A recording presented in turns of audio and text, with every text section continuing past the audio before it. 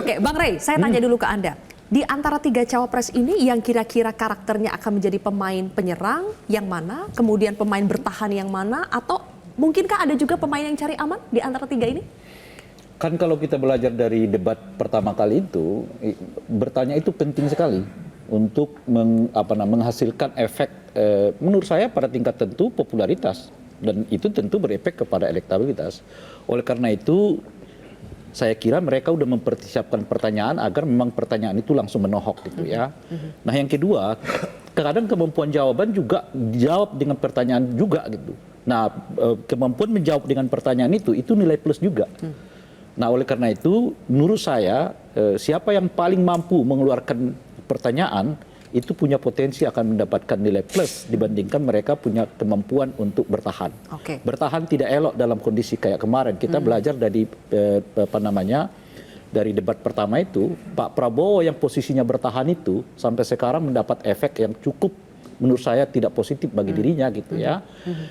Dan itu sesuatu yang nggak terhindarkan, dan saya kira juga besok hal yang sama akan terjadi pada Gibran karena memang posisi dia harus posisi bertahan.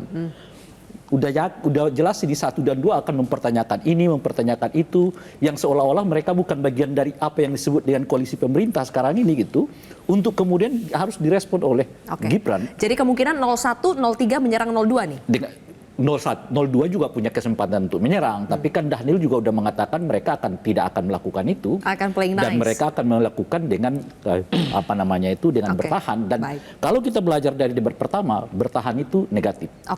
Mas Reza beda sendiri. Gibran yang dianggap mampu memberikan pertanyaan tajam dan merespon dengan baik. Kenapa? Gibran tidak punya pilihan kecuali bermain sebagai fighter, bukan sebagai boxer. Dia harus tampil sebagai penyerang, bukan bertahan. Kenapa?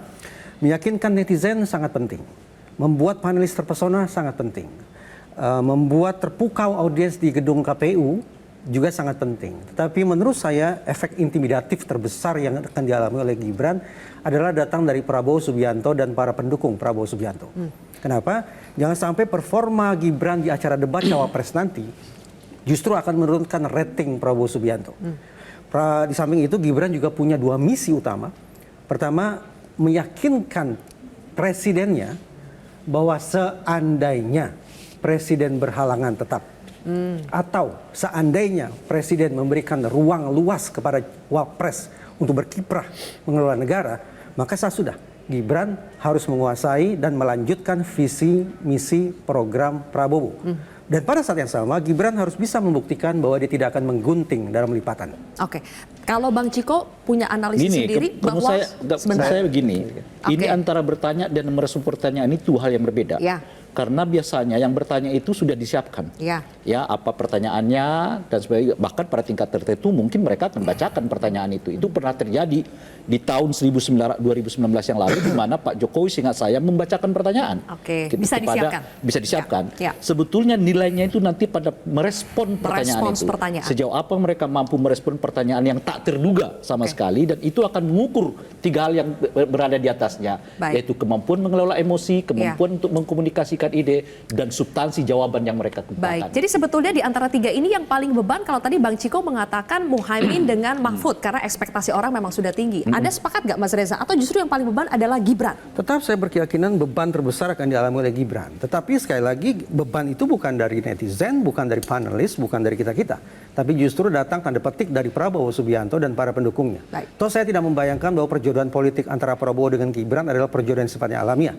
Bahkan secara anekdot saya katakan seolah-olah sebagai pedofilia politik gitu ya. Tapi gini.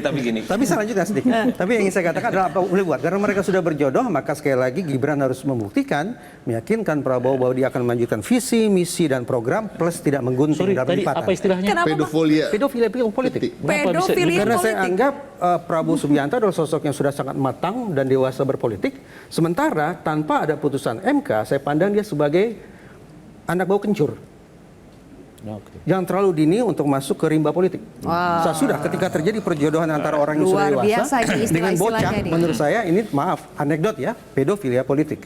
Gimana tuh, Bang Daniel? Tadi sampai keluar istilah pedofilia politik. Hinaan, ejekan, itu kan rajin diproduksi oleh pengamat-pengamat yang underestimate seperti Mas Reza. Jadi publik sebenarnya melihat itu tidak terlalu suka. Kenapa? Karena orang Indonesia ini budayanya itu budaya Jawa, Mbak.